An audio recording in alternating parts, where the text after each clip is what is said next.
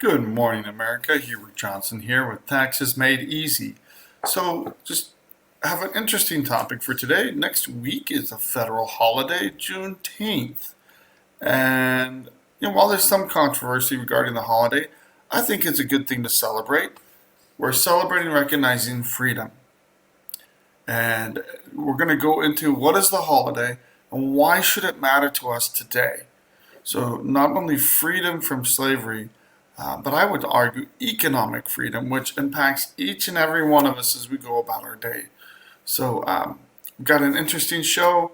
It's got some history in it, but again, we're really going to focus on our economic freedoms today that we enjoy and how we can improve on this, because the United States is not ranked the best as far as economic freedom. But it's interesting to kind of compare and contrast and see where we stand and how we can improve for the betterment of our society.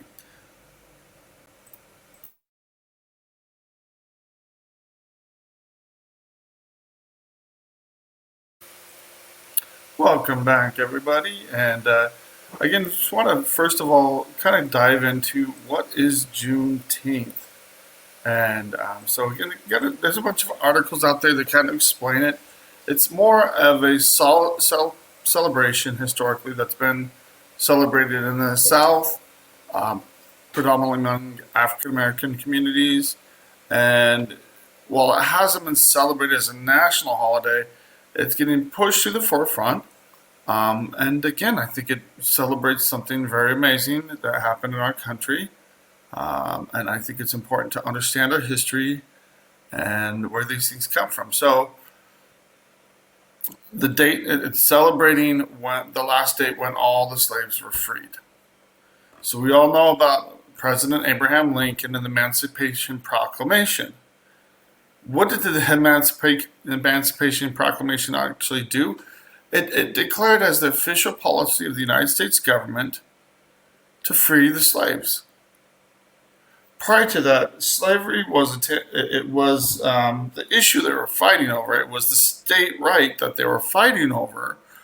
It's what led to the Civil War, but it hadn't been made the official policy of the United States government up until that point. And so that's very important to note. And what it did do, the Emancipation Proclamation, again, we had border states that were slave states that were part of the Union and fighting and providing troops and material on behalf of the Union fighting the Confederacy. And so President Lincoln didn't want to alienate those states as well. But what the Emancipation Proclamation declared is that all the slaves and Confederate held territory were free. um, and again, I'm not trying to denigrate what President Lincoln did. I mean, Abraham Lincoln, again, one of the giants in our history, and I think for great reason. So it led to the complete freedom and abolition of slavery throughout the entire country after the war, and that was Lincoln's goal. I mean, he ran on a free state platform, expanding free states and limiting slavery with the goal of eventually eliminating it. But he was first and foremost trying to avoid a civil war, and second of all, to preserve the Union and keep the country together. So President Biden designated Juneteenth a federal holiday in 2021, but it has been celebrated essentially since the Civil War in the South, but it hasn't been a big holiday celebrated across the country. I do think it's a good thing to embrace, to recognize and celebrate. Um, so again, it does go with Black History Month. So even though the Emancipation Proclamation came in 1863, 2 years of war left. One of the big things it did do after the Emancipation Proclamation is that the North was running out of soldiers. So was the South, but the North in particular, to prosecute the war again and really turned into a slogfest. And one of the big things that's helped was the recruitment of African American soldiers. Towards the end of the war, the Confederacy tried to do the same, and the Confederacy announced, "Oh, we're going to free the slaves too," but it was Too little, too late. It was seen as a desperate measure, and at that point, the Confederacy was already crumbling. It was just a matter of time before it collapsed, which is what happened. But the contribution by African American soldiers at the end of the Civil War is not talked about a lot, and it really is a huge piece of our history. So the Emancipation Proclamation, this idea that we were gonna have freedom throughout the entire country, really became what the Civil War was about towards the end of the war. And so everywhere the Union went, slaves were freed. And as they cut into Georgia, with Sherman's March to the Sea, as they went into Mississippi, Texas was kind of cut off. They went through and they freed the Mississippi River. And Texas was kind of cut off and left to its own devices because on its own, once the Union controlled the Mississippi River, Texas couldn't get supplies or troops. They couldn't really help the Confederate war effort. Excuse me. And being such a huge state, it didn't make sense to send Union soldiers to Texas because the war was really being fought in the east around Richmond, Virginia. Sherman's March to the Sea, and once the Mississippi was controlled, Texas was off doing its own thing, and they really kind of did. So after the war, it was in April. Civil War ended April 1865, and on June 19th, that's when Union soldiers delivered the message about the Emancipation Proclamation and declaring that all slaves were freed. And so that's why June 19th is celebrated and should be celebrated. And so basically, Emancipation Proclamation was now enforceable all across the South because they had lost the war. And even when they surrendered, it took time to get Union soldiers to Texas and get that enforced throughout the country. Celebrations started the next year. And it's kind of spread. But I think this idea of freedom is very key to our nation, and it should be. And again, just talking about, it was signed into law on June 17th, 2021. And it's something, again, that marks the end of a long, hard night of slavery and subjugation. And I think that is a bright, black mark on our nation's history. Now, I'm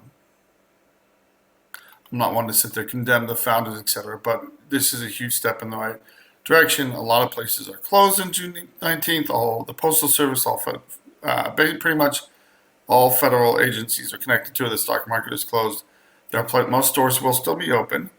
About 28 states now will be closed, so their services will be closed on June 19th. So it's not all states recognize it. They make it so you can take the day off, but this is in North Carolina. There are events, there are things to go do and check out on June 19th, and then enjoy but I think more than anything else, take that day to celebrate what's going on. Or celebrate freedom. And particularly the end of slavery, which again was a very good thing that it ended in this country. Not a perfect country, but that was a huge step in the right direction. Now, sharing this next tab, we talk about slavery. It's still a very live thing in the world. We have, human trafficking across the border, and one thing that's not talked about, child trafficking, sex trafficking. There are people here in the United States working as slaves.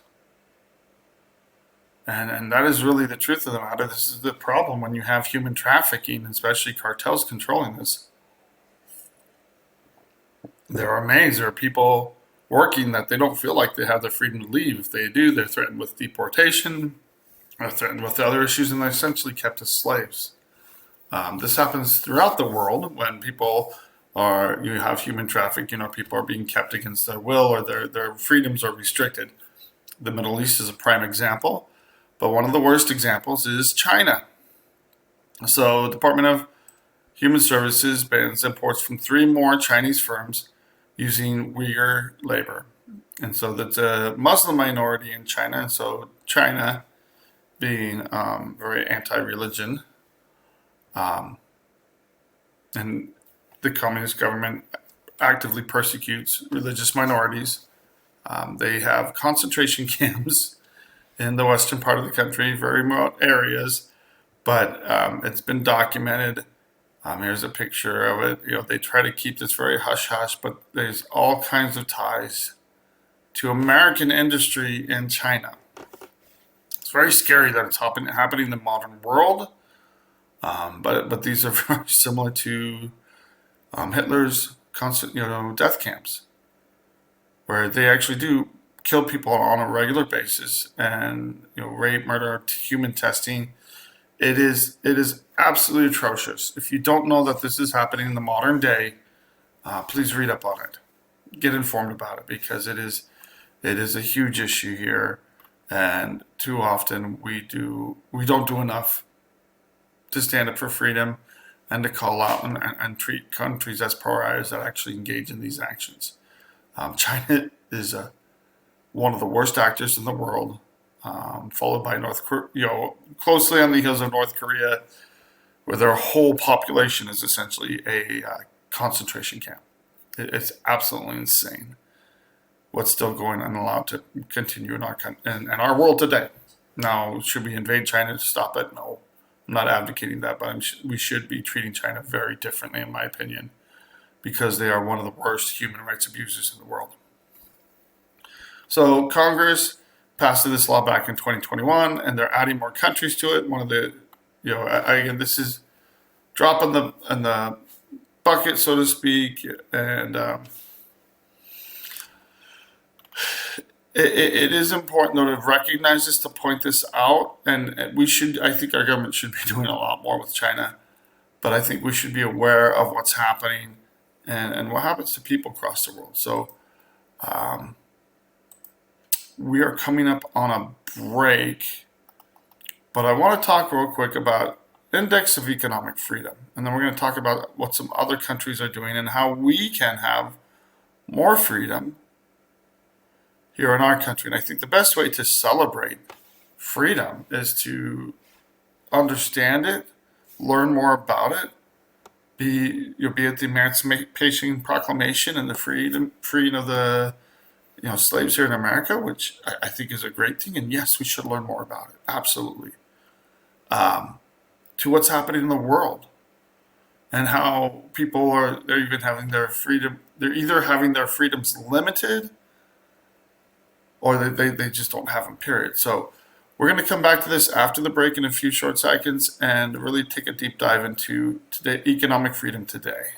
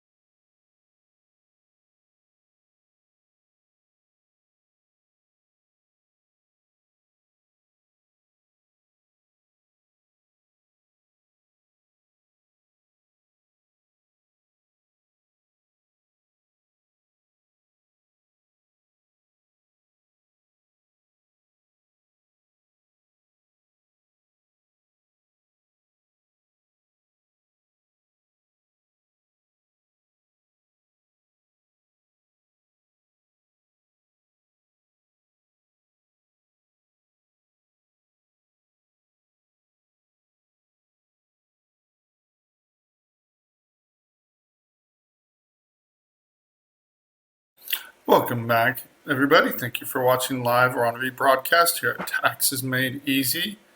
We've got an interesting source here. This is from heritage.org, which is a right-leaning site. It's more of a think tank, the Heritage Foundation.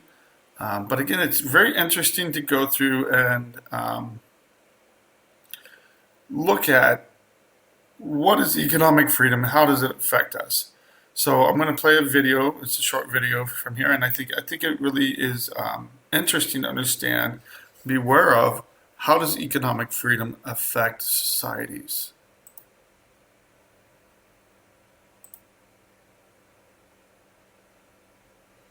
Every day, men and women around the globe go to work, each with the same goal, to prosper. But what's not the same is the degree of economic freedom each country offers to its people.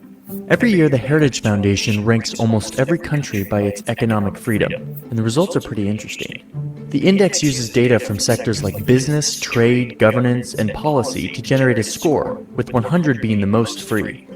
Countries that score high are those that have a business-friendly tax code and governments that encourage innovation and entrepreneurship. In addition to enjoying higher levels of financial prosperity, people in these free societies live longer, have better health, are more educated, and surprisingly, are better protectors of the environment. So why does all this matter? It turns out that while there is no single solution to the world's major challenges, economic freedom can have a powerful effect on improving society. Our data shows that the 5 freest economies in each region are significantly more prosperous than the 5 least free. Every year's index confirms this point, showing that countries that score higher on the index also perform higher in 3 key areas: income per capita, social progress, and democratic governance. Economic freedom is not just about data and rankings. It's about empowering people to choose their path in life. And while the principles of economic freedom serve as a sure guide, they are nonetheless only a guide. What truly will matter in the years to come are the creative solutions to pressing world problems that are certain to flow from people who are truly free to choose. Go to heritage.org/index to dive deeper into this year's findings.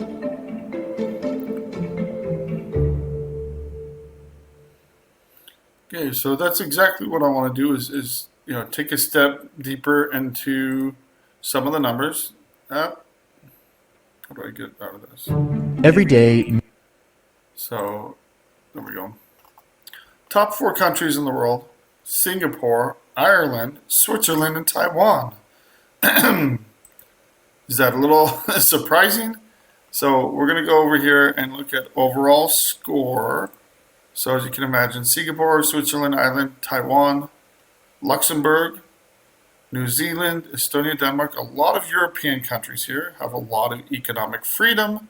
Australia is pretty high up there, South Korea, Lithuania.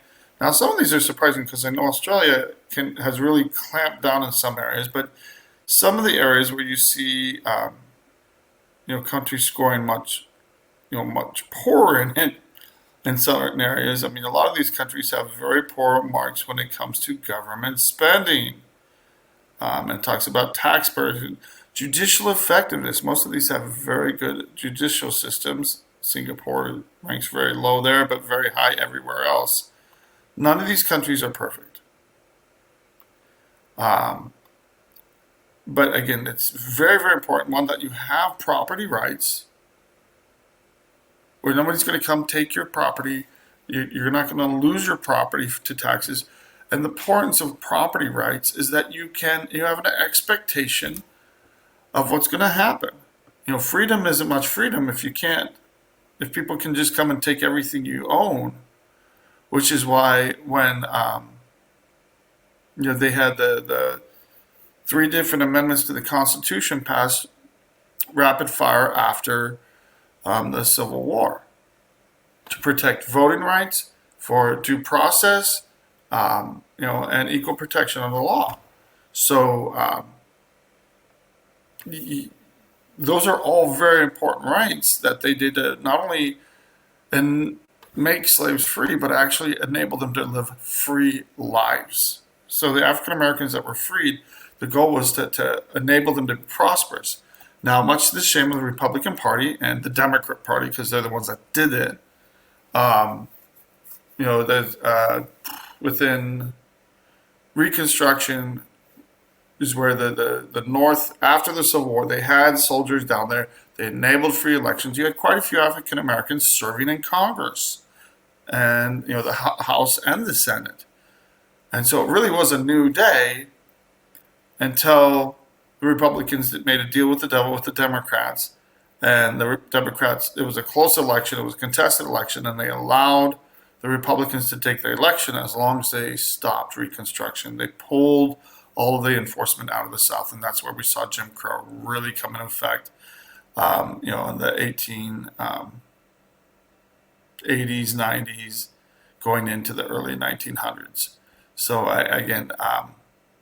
we saw a huge step backwards when the population got tired of enforcing freedoms, making sure people were free, and then racism reared its ugly head again in the South and throughout the country, but primarily the South. Where does the U.S. stand here? 70.1. Property rights are really high. Government integrity is fairly low. Judicial effectiveness is struggling as well, which is, we have our judicial system, and it's not for the reasons that you would think. We allow people to sue all over the place. That's not how it works in most of the world. How we run our judicial system, and also especially our tort system, people get sued by any reason. It's hard to get recourse a lot of times, especially when the government comes and sues you.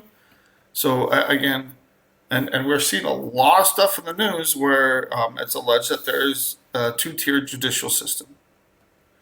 Now, Hunter Biden just got convicted, so people are saying, look, it's fair. But if you saw the shenanigans and games leading up to that, it was only due to whistleblowers stepping out, putting their lives on the line to call out what was really happening. And again, there's a lot of concern, and attacking our judicial system does not help economic freedom. It actually hurts our country across the board. Tax burden, 74.8. But it is government spending, again, that really hurts us and will impact our freedom moving forward. Some of the worst states, Portugal, UK, Iceland is slightly ahead of us, but has a huge government spending problem. Germany, again, overspending is a problem throughout the world. And it's going to cause massive issues, and in the future is going to definitely affect economic freedom. So economic freedom really being the ability to engage freely and pursue your dreams, but be able to go and work, keep your money, and invest or do what you want with your money to invest for your future, invest for your family, and have social mobility. So when we talk about helping the poor, one of the best ways to do that is to make sure we have economic freedom so people can pull themselves out of poverty. That is the American dream. And there's plenty of people that do that, but we need to make it easier, not harder. With massive inflation that we have going on, it's harder. With college costs going through the roof, it's harder.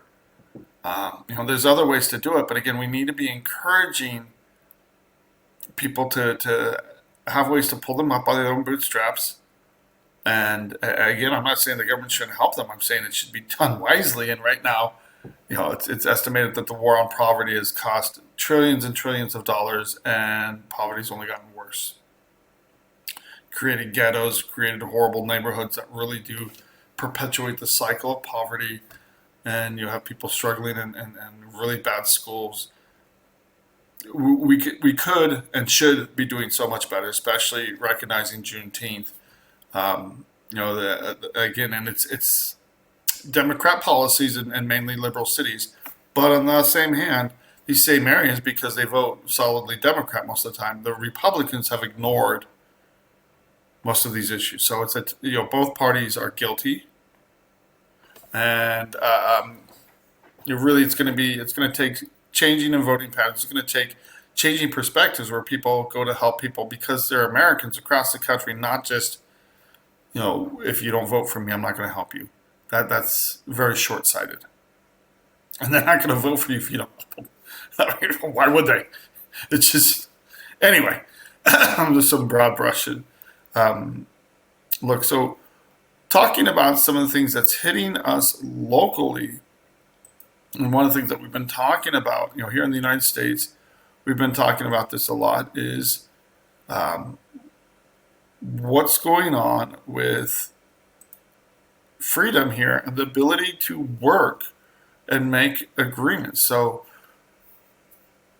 this is California passed AB 5, really targeting and going after gig workers. So drivers, they particularly targeted Uber and other rideshare companies. So of course they're fighting this in the law. And when you have people that have to fight just to have employees, the question is, should be Uber drivers be W-2 or 1099? And it's not just happening with Uber. I'm seeing this happen across the board. The IRS is being very aggressive about this. The IRS is being very aggressive. So the federal government and the IRS and states, I've seen this, not just in California, they're being very aggressive about forcing people to treat employees as W-2 and not 1099 workers. So this is limiting economic freedom, and as a result, businesses are just shutting down. And the problem is they're going and doing these audits, and they're targeting one business at a time rather than announcing it, making it clear, hey, these are the changes. AB 5 is more of a, they announced that they passed the law, but I've seen plenty of other areas where they are pushing a much tougher tact, and business owners are getting surprised. We're talking companies, millions of dollars being lost here due to what the federal government is doing, as well as state governments, and limiting business owners and how they can employ people and get their work done. So basically, California, in a nutshell, they passed the law, AB 5, saying no, all rideshare employees have to be treated as W-2 workers. And Uber saying, no way, no how, this is going to completely kill our business model. 3-judge panel at the Ninth Circuit Court of Appeals ruled in their favor. But then it got appealed to the larger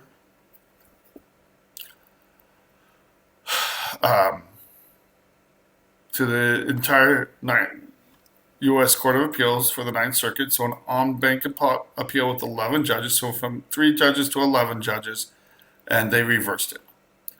Do you think this is going to be appealed to the U.S. Supreme Court? Very possibly, especially when you have states like New York and California making one set of laws and other areas are not. So again, it's just making, and this is the problem, when you see different states making different rules, they do have the option, and that's part of federalism, is that they can pass laws like this.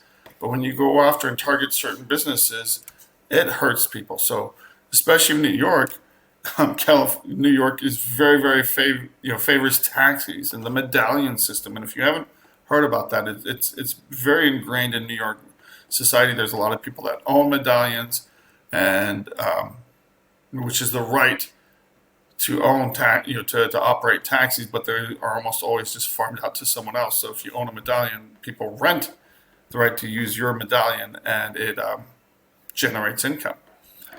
But at the same time, you have new entrepreneurs, Uber, rideshare, Lyft, and it's really cutting into the status quo. And that's where a lot of the complaints are coming from. So whenever you have government limiting rights, you're losing economic freedom. Does it make sense? Should we have some? Should we have 100% freedom and complete anarchy? Of course not. But at the same time, the more government you have, the more government intrusion, the more it affects businesses all across the world. So jumping to the next article, and this goes back to Argentina's Javier Milei. So interesting touch team when the guy, I don't know, sideburns are very much a 70s thing. Maybe they're popular in Argentina.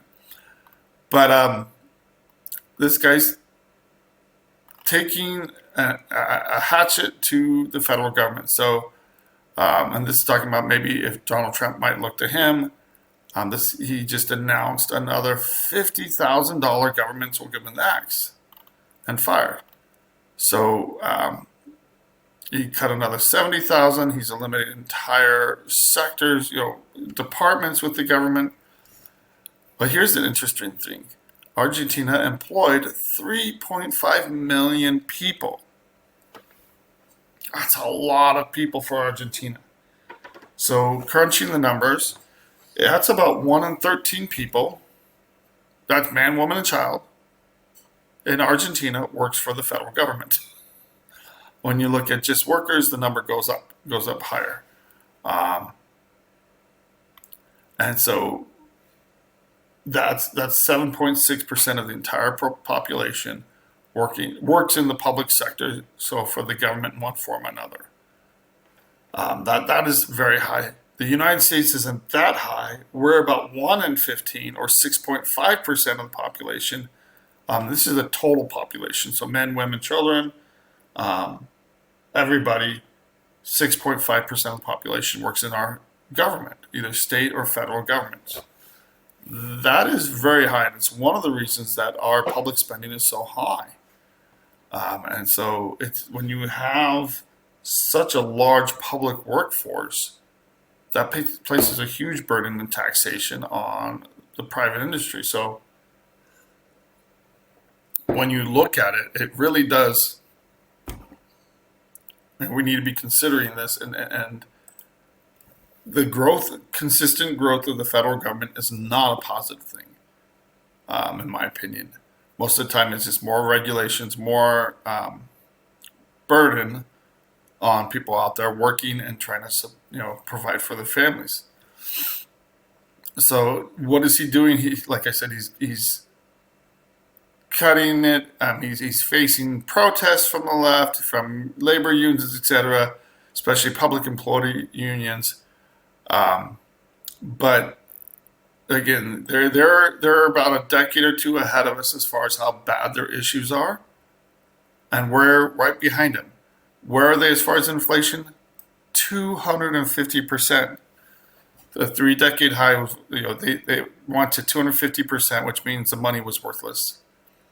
You had a poverty rate of 57% of the population. Because inflation, when you have crazy inflation, it just puts everybody further and deeper into poverty. Again, you lose homes, the homeless issue explodes. I mentioned the other day I was talking to my marketing team, which is in Argentina. They had a couple of people, and I asked them, what are you guys seeing? What are you guys experiencing? And they're like, it was insane. So the population went with an extreme choice, hoping that it'll actually do something about it. So one of the things, and he cusses at the left a lot, but inflation has been cut down to 11% after, again, the record high of around 250 to 300%. And then it actually showed its first budget surplus this year, and he's working to do even more damage. Damage to the state, but I mean, if you're cutting 50,000 and another 70,000, and you have a total of 3.5 million people, yes, it helps, but there's still a lot of work left to be done to kind of rein in the government and bring it to a point where people can thrive. One of the problems, and this is, we're on another break, so we're going to continue this conversation when we come back.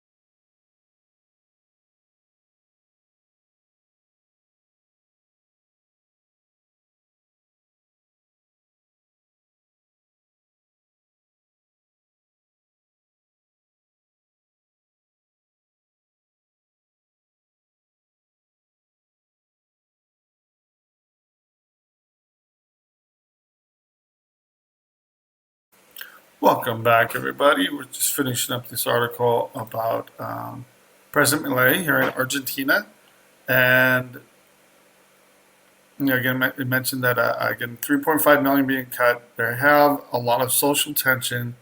A lot of people on the left are protesting, but at the same time, um, again, he's saying that it's not easy. It's going to cause pain to bring you cut in half the number of ministries, but again, you still have a huge number of people employed. And when you're looking at the government, it's nice to have government jobs. And there are plenty of excellent people that work for the government and do excellent work. But a lot of times it's repetitive. It just overwhelms companies with red tape. I spoke to one attorney who worked for the government, and this was due to equal protection. So, his agency and what he did is that he investigated companies for violations of to see if they were discriminating against minorities or engaging in sex discrimination, other forms of discrimination. That's what he did, and they went off of complaints. They would pick companies, and I'm sure there were plenty of companies where their management was horrible and they violated the law. And so they would investigate them and find these companies and go after them. The interesting thing was in the conversation with him, he said there are 5 different agencies doing this. So even if they thought they were clear, or they're cleared by one agency, another agency might come along and take a different perspective and investigate them for the same thing, but take a different tack to it. Yeah, that's nuts. And too often today, companies, they don't know how to survive in this this jungle that we have, and so that's why so many companies have to protect themselves not only from frivolous lawsuits, but also from the government. Now, I just want to talk real quickly when we talk about freedom, judicial freedom. Part of this is being free from having your property rights taken from you. And property rights have been a huge issue in the United States. It's actually reversed recently, but we want to talk about police and government overreach. One of the big issues there is seizures of property. So whenever they go in and the law allows police and local governments to go in and seize assets if they think that crime was committed. Now, too often they don't have good due process rights. They'll go and they'll seize legitimate firearms. They'll seize vehicles. They'll even seize homes. Now, if it's a crack home where they're making drugs in a home or a meth lab or something like that, I don't have a problem with seizing that, but you have to prove it up and convict them and actually show that, look, this property was used for this. That's how it should be done. What happens currently is that the property is seized and they force the individual to jump through all kinds of hoops to get the property back. That's how the Supreme Court has recently ruled against that and limited that. But again, that is a big problem in our society, is that the government goes and just takes property, takes assets, takes money and funds, and they don't.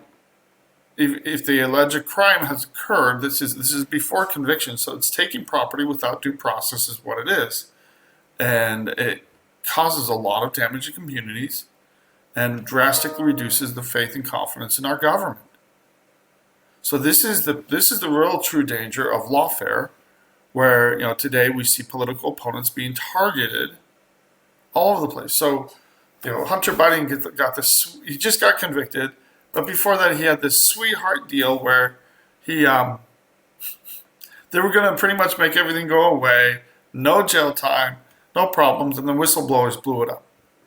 We've seen the Department of Justice do this again, and I'm not trying to be political here, but like what happened with Hillary Clinton, the FBI sat down with her, had a wonderful conversation. She used bleach bit to wipe the servers clean. Huge violation of the Federal Records Act. They took hammers and destroyed servers physically so that the information couldn't be recovered from them. It's really egregious, outrageous actions, and she got off scot-clean. But yet they're going after Donald Trump for all kinds of things. One of the cases they're still going after him for, I lose track of how many cases they've got going against Donald Trump right now. Whether or not he should be elected president is a different issue. But right now, whether or not he's able to run for president, they're going after him hardcore, trying to keep him from campaigning, and they're doing everything they can to interfere with this election. This is a clear example of election interference. What they're accusing him of doing by bribing or paying off Stormy Daniels in the one case. But they're still going after him for the classified documents. And there's some huge, massive issues of that where now it's come out that the DOJ tampered with evidence. That's reason for disbarment.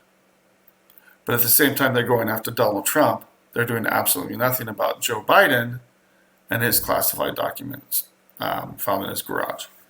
Now, we had the report that came out that said he was too old and senile to go to court. But he's our president. This is why people lose faith in the judicial system, and it's not healthy. And not only in our judicial system, but in our election system as well. So this is, again, from a right-leaning source, but I think it really does go to the heart of matter. And, again, people like to compare us to Europe all the time. There are so many things that are done in Europe that are so much more conservative than the way we do things here in the United States. And I started touching on this and then I got distracted. Lawsuits. In Europe, it's a loser pays system. Throughout most of the world, it's a loser pays system. And why? The loser pays the attorney costs of the other party.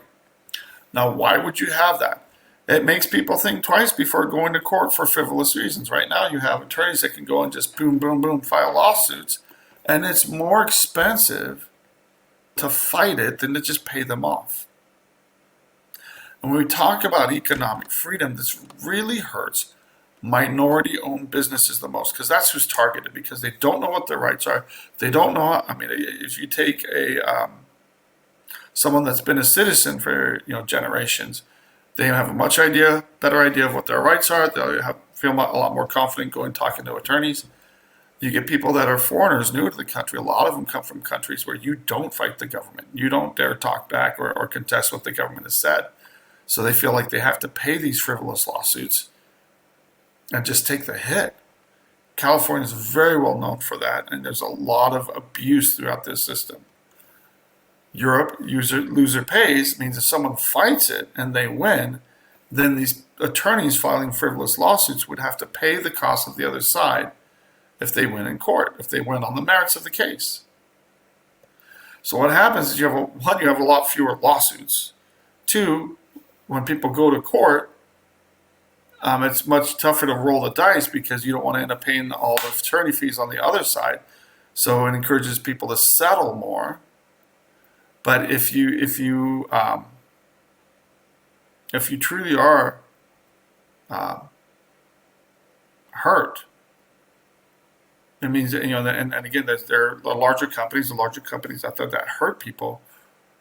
They can just play a waiting game and drag things out forever, and they don't have to worry about paying for all the damages and all the attorney fees being racked up by the other side. They can just wait people out. So again, it hurts the people that truly need the assistance, and it makes it harder on our fly-by-night lawyers. And again, I'm an attorney, but there's plenty of abuse in our system. And nobody's doing anything about it, and it hurts people, and it hurts businesses, and especially hurts minority-owned business. So this kind of goes into the differences between the American election system and foreign. And so I think comparing what's going on makes a huge difference. So in what's happening in the world. So last week, and what's the date of this article? This is June 12th, so this just came out, and this is being put out by Dennis Prager, who's a conservative talk show host. But I think taking a reasoned look at what's happening in the world can only help us understand what's going on. 27 European nations voted. Didn't even hear about it in our new system. But there were no allegations of cheating. And again, there haven't been. So it kind of breaks it down. There have been no demonstrations or allegations of cheating when left-wing parties won, or recently the right-wing parties dominated European parliamentary elections and national elections. So contrast that to the United States, 2016, Hillary Clinton claimed that the election was stolen. We had Bush v. Gore. We had, that was a huge mess. But more recently, it seems like the last few years, every single election, there's been massive allegations of fraud, cheating. 2020, there were all kinds of issues. And most of that was swept on the rug, even though people have since been convicted for voter fraud. Why is it so different? Is it that we're just super partisan and that people are paranoid?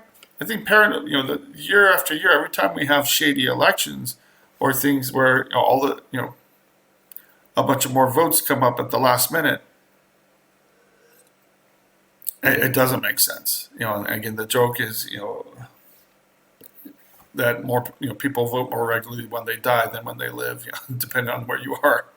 There's a lot of voter fraud in America. Has always had voter fraud. You can claim it's as old as American pie, but it definitely erodes at this public trust in our institutions. So why is America so different? First of all, we don't demand voter ID. The left vehemently opposes voter ID. They claim it's racist. It's voter suppression. Pretty much the rest of the world, you have to provide voter ID. So it's unique among democracies, and that we don't. So it's almost alone. So very few countries don't demand voter ID to vote. I know in Peru, when I was there, not only did you have to have voter ID, but in many places you get the purple thumb or whatever, where you get marked. You already voted, you can't vote again. But people would show that as a pride. Hey, I voted. Again, America is one of the few democracies not requiring paper ballots. And Brazil is the only other country that does electronic voting. Why? Most other countries have banned electronic voting due to the issues with it. Germany got rid of it. The Dutch got rid of it in 2017. And again, why? Because it can be manipulated. And again, it doesn't give people the confidence that they should have in our election system. Only in America, so we're the only country in the world where the source codes for voting machines is kept secret. And you have three main companies, Dominion, Election Systems, and Hart Intercivic. And Dominion has definitely been in the news.